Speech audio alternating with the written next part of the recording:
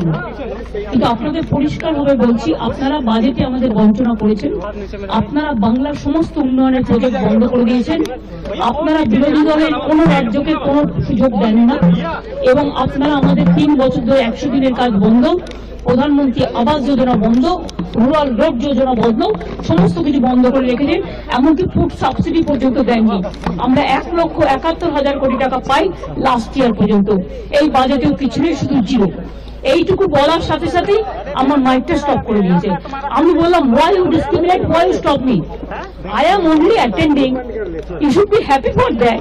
Instead of that, you are giving more scope to your party, your government, and you only me on behalf of opposition, only I am there, and you stop my mic. আপনি আমার mic বন্ধ করে দিচ্ছেন। আপনাদের এই বঞ্চনা আমি মানি না, তাই মনে রাখবেন আমি চললাম।